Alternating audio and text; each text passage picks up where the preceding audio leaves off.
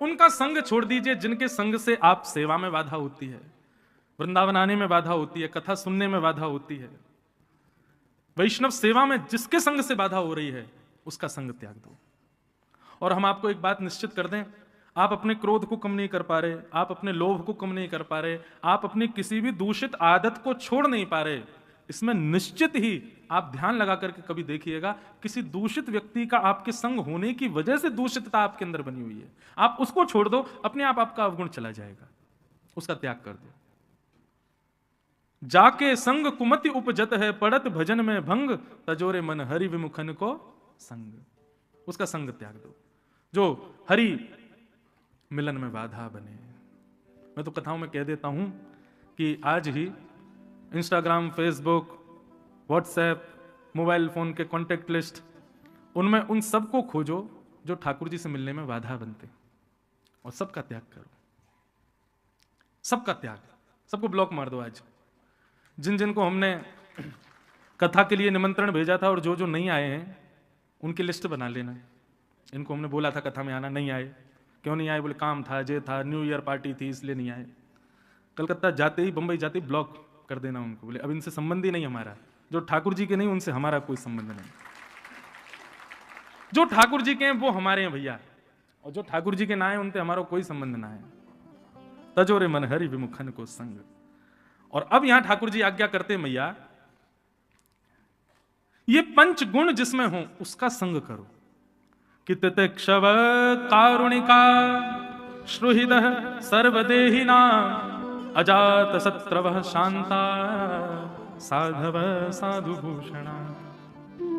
सबसे पहला मैया ये पंच गुण जिसमें दिखें उसका संग करो। सबसे पहला गुण कौन सा है?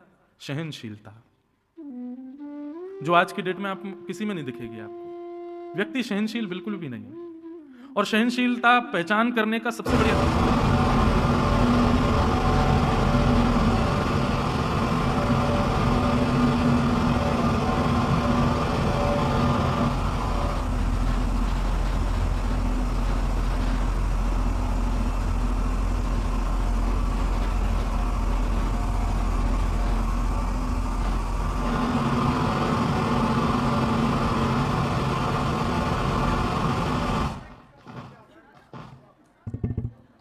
बोलो वृंदावन बिहारी लाल की जय, श्री राधा रमण लाल।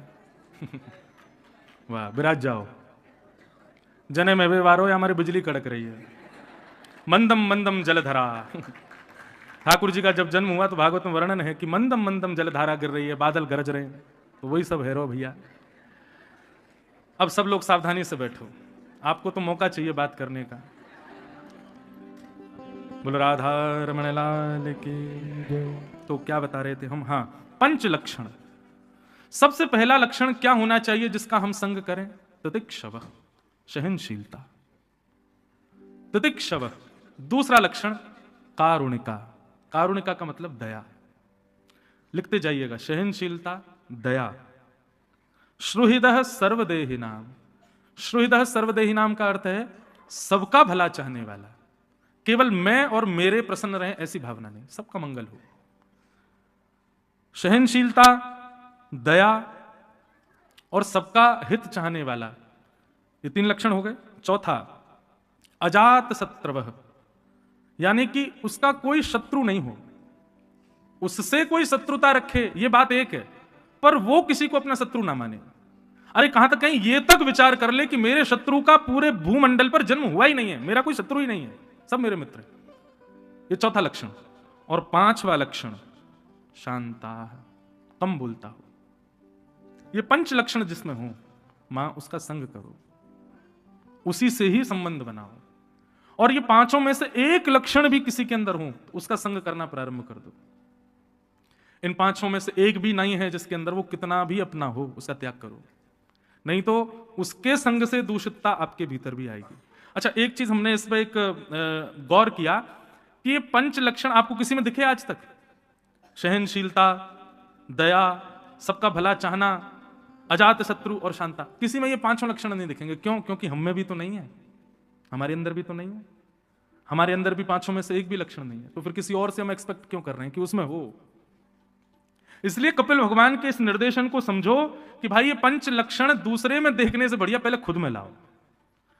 और इसमें भी एक तरीका और है, आप पहले सहनशील बनना चाहोगे, उसके बाद दयावंत बनना चाहो, सबका भला चाहो, अजात शत्रु बनो, शांता बनो, नहीं, उल्टा करो, पहले शांत बनो, पहले शांता, बहुजल्पिक, बहुत बोलने की जो हमारी स्थिति है ये कम हो, शांत रहना प्रारंभ करो। जब कभी लगे कि भगवत चर्चा है, यहां मैं बोलूं वहीं बोलो, बाकी सांसारिक चर्चाओं में जितना हो सके मौन रहो, शांत रहना प्रारंभ करो।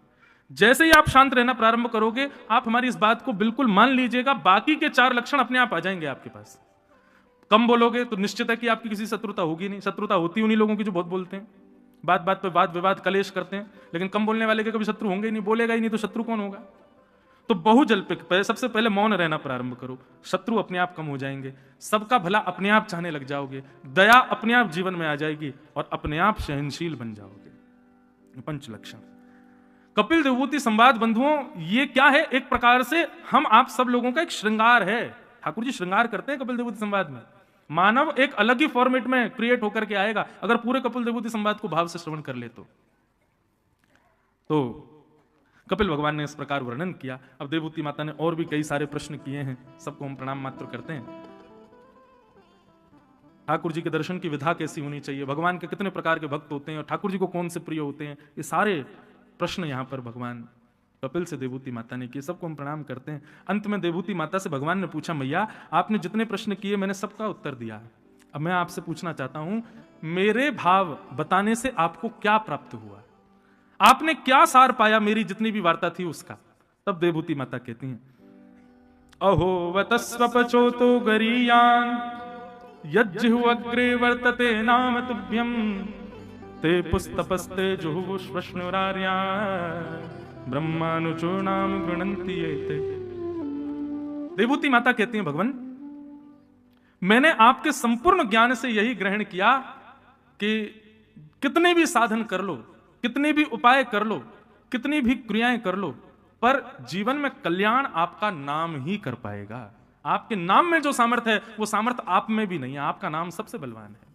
आज मुझसे कोई पूछ रहे थे, महाराज जी जैसे हम प्रारब्ध कर्म भोगते हैं अपने, तो नाम जब से वो बिल्कुल खत्म हो जाते हैं। मैंने कहा नहीं, प्रारब्ध कर्म नाम जप करने से पहाड़ जो होगा वो कंकड़ बन जाएगा, लेकिन लगेगा फिर भी आपको जो पहाड़ गिरने वाला था, लेकिन आप प्रारब्ध कर्म का आपने नाम जप करना प्रारंभ कर दिया तो वो पहाड़ जो गिरने वाला था अब वो कंकड़ बन के गिरेगा। लेकिन नाम जप का दूसरा प्रभाव क्या होता है कि वो कंकड़ गिरेगा तो सही, लेकिन आपको उसका अनुभव नहीं होगा, उससे जो पीड़ा होती है वो पीड़ा का अनुभव नहीं होगा। ये नाम जप की सामर्थ्य। तो यहां पर देवभूति माता ने कहा कि मैया ठाकुर जी आपके नाम में बड़ी सामर्थ्य है। और कैसी सामर्थ्य? तब कहते हैं स्वपचोतो गरीयान। स्वपच कहते हैं भक्ष भक्ष खाने वाला, दूषित जानवरों को मार करके खा जाने वाला व्यक्ति भी यदि अपनी जीव से आपका नाम गुणगान करना प्रारंभ कर दे तो वो नाम गुणगान उस स्वपच जाति के व्यक्ति का भी कल्याण कर देगा। ये आपके नाम की सामर्थ्य है ठाकुर जी, इसलिए मैं आपके नाम को वंदन करता हूं। एक बार एक कथा में सुनाता हूं, एक गुरुजी बैठे थे गुफा में, ध्यान कर रहे थे। इतने में एक शिकारी वहां से निकल रहा था। तो शिकारी ने देखा कि भैया गुफा के अंदर गुरुजी बैठे हैं, महाराज जी कोई संत बैठे हैं। था तो वो शिकारी जानवरों को खा जाता था, लेकिन उसकी माँ ने उसको बचपन में कभी बताया कि भैया कभी संत महापुरुष मिले, तिलकधारी कोई मिले, जटाधारी कोई मिले, कोई धोती बगलबंदी में मिले तो उसको प्रणाम करना और कुछ दक्षिणा जरूर देना। तो वो शिकारी उन गुरुजी के पास चला गया और गुरुजी से जाकर के बोला, बोले आप यहाँ क्या कर रहे हो? इस गुफा में बैठे हो, कब से भूखे प्यासे होंगे आप, मैं आपके लिए कुछ भोजन ले आता हूं। बोले हाँ कुछ बढ़िया सा कुछ सामग्री ले आओ। इतने में शिकारी ने क्या किया, एक 12 सिंगा हिरण पकड़ के ले आया और पकड़ करके लाया और गुरुजी के सामने खड़ा कर दिया। बोले गुरुजी लो इसको मार दो, आप पकाओ, भोग लगाओ, फिर हमको भी बांट देना। गुरुजी बोले अरे भले आदमी, तो हिरण पकड़ के लाया। लेकिन गुरुजी ने सोचा शिकारी है, शिकारी क्या समझे कि भाई भक्ष भक्ष नहीं खाना चाहिए। तो गुरुजी ने ऐसा विनोद में कह दिया, अरे हम ये साधारण हिरण नहीं खाते, हम तो ऊंचे और महंगा वाला और श्रेष्ठ गुण वाले हिरण का भोग लगाते हैं। बोले महाराज ये 12 सिंघा है, इससे भी श्रेष्ठ कोई हिरण होता है? बोले हाँ। बोले जरा बताइए तो, आप जो हिरण बोलेंगे मैं वही पकड़ के लाऊंगा अब तो। बोले अरे उस हिरण को पकड़ने के लिए तो पूरा संसार भाग रहा, कोई नहीं पकड़ पाया। बोले नहीं नहीं, मुझसे बड़ा शिकारी नहीं है जंगल में कोई, आप आज्ञा करिए, वो जैसा होगा जहां होगा पकड़ के लाऊंगा मैं उसको। आप बताइए तो सही उस गुण के सींग कैसे, उसके पैर कैसे, उसका मुख कैसा, जरा बताइए उसके बारे में, उसका रंग कैसा। संत विनोद में ही बोलने लगे, बरहा पीडम नटवर वपु कर्णयो कर्णकारम विभ्रदवासः कनक कपिसम वैजयंतीं च माला रंध्रान वेणो अधर सुधया पूरयन् गोप वृंदै वृंदारण्यम स्वपद रमणम प्राविशद गीत कीर्ति। मोर मुकुट पहनता है। शिकारी बोला, हिरण मोर मुकुट पहनता है? बोला हाँ। और कर्णयो कर्णकारम, उसके कान दो हैं लेकिन कुंडल एक ही पहनता है, और कभी वो इस कान में पहन लेता है, कभी निकाल के इस कान में पहनता है। हमारे नाना जी इतना सुंदर वर्णन करते थे, बोले ठाकुर जी कुंडल कैसे पहनते हैं? तो जैसे ये पुष्प है ना, जैसे आप कभी ग्वारियाओं को देखोगे तो वो क्या करते हैं, इधर लगा लेते हैं ऐसे, इसको कर्ण फूल कहते हैं। यहाँ यहाँ ऐसे धारण कर लेंगे, अगर लंबा हो पीछे से, तो ठाकुर जी क्या करते हैं, यहाँ पे पुष्प लगा लिया।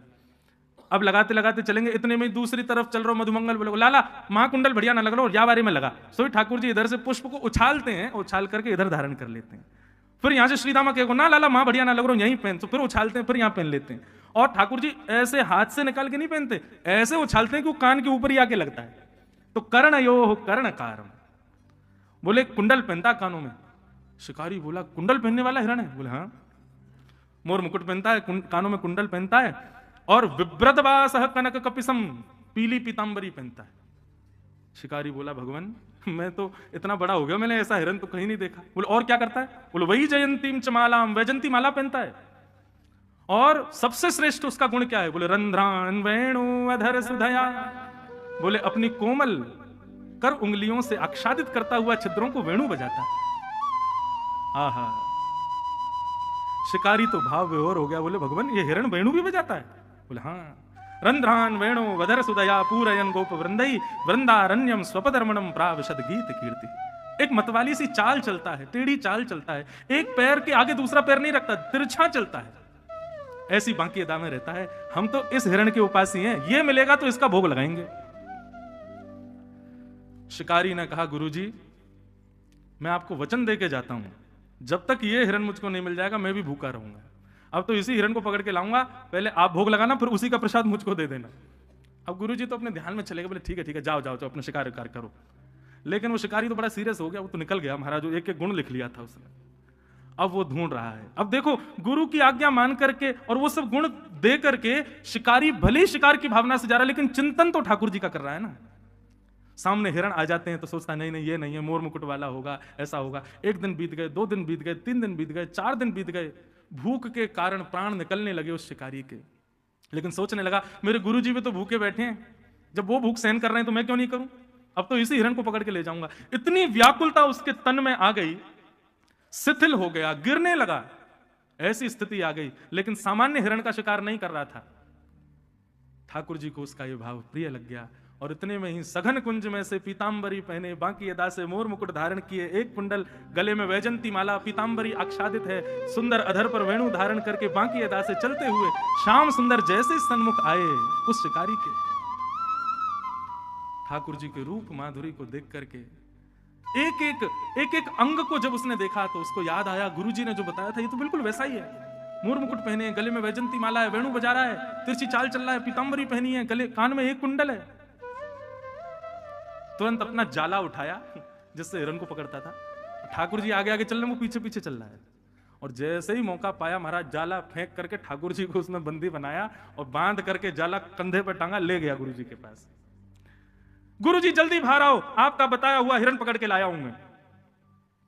महाराज जी बोले ये और पता नहीं कहां से कौन सा हिरण ले आया है। जैसे ही निकल करके गुफा से बाहर आए तो क्या देखा, शिकारी के कंधे के ऊपर बंसी बजा रहे ठाकुर जी बैठे हुए हैं।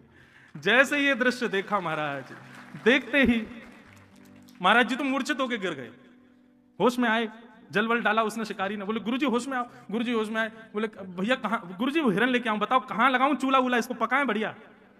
गुरुजी बोले भले आदमी, इनको छोड़ जल्दी। बोले गुरुजी भाग जाएगा, ये बहुत मुश्किल से मिला, मुझे 5 दिन लगे इसको पकड़ने में। तब गुरुदेव ने आज्ञा की। ठाकुर जी मंद मंद मुस्कुरा रहे थे। ऐसी गुरु की कृपा हुई कि एक शिकारी के हृदय पर शिकार की भावना से ठाकुर जी को ढूंढने गया, ठाकुर जी उसके वश में आ गए। तो हे नाथ, आपके नाम में इतनी सामर्थ्य है, आपकी लीला गुण में इतनी सामर्थ्य है कि एक स्वपच प्रजाति का व्यक्ति भी आपकी प्राप्ति कर पाएगा। इसलिए मुझे यही समझ आया कि सबसे श्रेष्ठ संसार में अगर कुछ है तो वो आपका नाम है भगवान। उस नाम के आश्रय में, कथा के आश्रय में कोई भी आ जाए उसको आप मिल ही जाते हो, उसको आपकी प्राप्ति हो ही जाती है। ऐसे नाम को हम बारंबार प्रणाम करते हैं, इसलिए हम कथाओं में गाया करते हैं, कन्हैया कन्हैया पुकारा करेंगे, लताओं में ब्रज की गुजारा करेंगे।